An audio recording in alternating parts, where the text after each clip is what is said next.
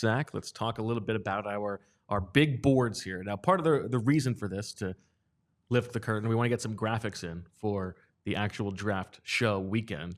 So we want to get this approximation of the Eagles' big board together. This is not how Zach and I would rank the board ourselves. This is our guess as to how the Eagles might have it ranked. And so we each went 1 to 80, and we're averaging these out, and we're going to hash out some of these orderings on the show before we can, submit it to the graphics department. Does that sound good, Zach? Works for me, yes. So I will tell you this. The player in the top 20, who we both had in the top 20, who we had the biggest difference on, is Latu, the edge rusher from UCLA. I have him at number 5. You have him at number 16. Tell me why you are not down on him, but why you would expect that the Eagles would not have him higher.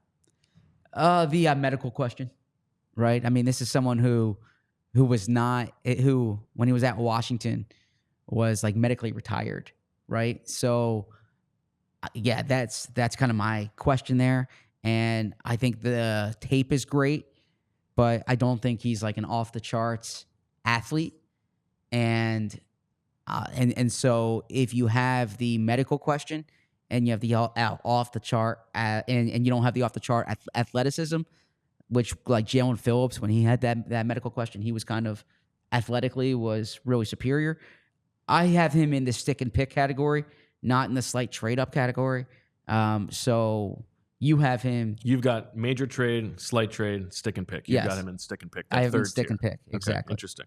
Yeah. Now, let me also ask you about, you have a difference there between Olu Fashanu and J.C. Latham. Yeah. One of them in major trade, the other in slight trade. Why a differentiation there? Yeah, good question. I love J.C. Latham for the Eagles, and I think he's like a day one guard, as I've said, who can play tackle. I think Fashanu's an elite tackle who there's been some post hype fading on him, but I just love the player. That I think he's a better tackle prospect than Latham is. And so that's why I have him above that. But again, he's kind of on the bottom of my major trade part. Okay, so just to set it up here, Marvin Harrison 1, Malik Neighbors 2, Rome Odunze 3, Dallas Turner 4, Joe Alt 5, Olu Fashanu is 6, Terrion Arnold, the Alabama corner, is 7, and then J.C. Latham is 8. Those are the 8 players that we both had in our respective top 10s. Then comes Latu, because I had him 5th, you had him 16th. After that, rounding at the top 10 is Quinion Mitchell, the Toledo corner. You had a 10, I had a 12.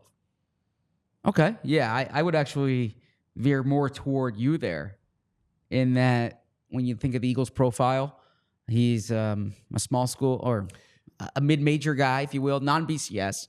Well, he tell did me play this, against because Ohio the State. next 2 are Troy Fautanu and Amarius Mims. I wouldn't mind bumping Mitchell below both of those guys if you wanted to. If you wanted to move things around. I am with you there. Okay. I'm with you there. So I was looking at it more when Mitchell's going to be off the board, but you probably shouldn't stack a board that way. All right. So then after that top 12, we go to Brian Thomas from LSU, who is 1 spot ahead of Brock Bowers. Now, Brock Bowers is another player in the top 20 who we had a big difference on. Yep. You had him at 9. I had him at 19. Yeah. I probably had him too high. Look, I get it. You and Sheil will hit me over the head over the tight end history. Do you really believe that they would take Brock? I mean, you have him at 9, but in this area we have, following Brock Bowers is going to be Cooper DeJean and Talise Fuanga. You really believe they would take Brock Bowers over both of those guys?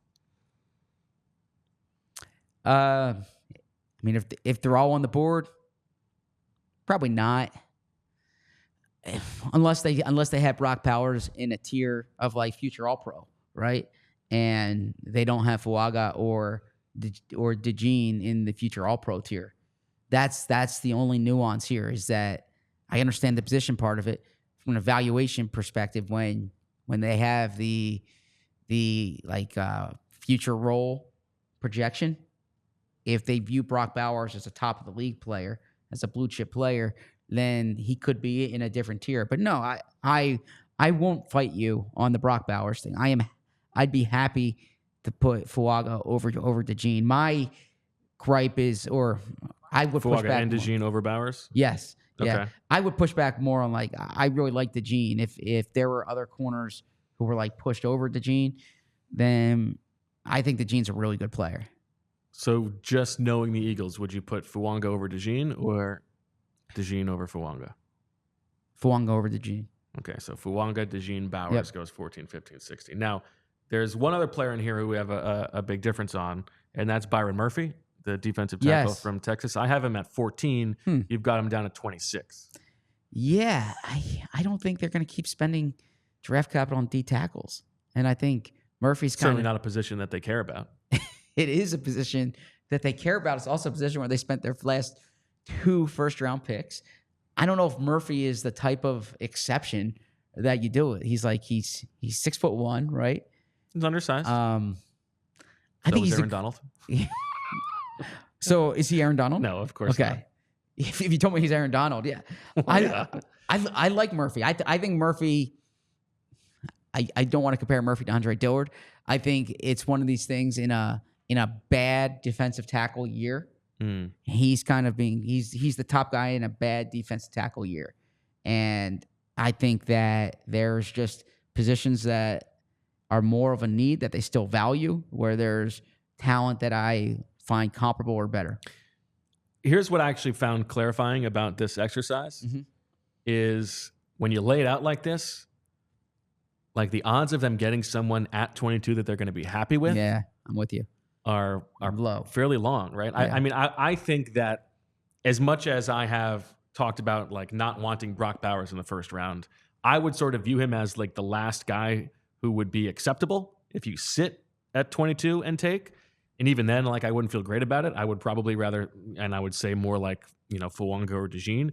But even that, you're talking about like 13, 14 players. Now, there's 4 quarterbacks who are going to go. So all you need is 4 teams to deviate from your board to get one of your guys. But that high in the draft, like the likelihood of that, it's not great. And so like this exercise made me feel a little bit worse about the player they may get at 22 if they stay there. And maybe that's why they won't stay. We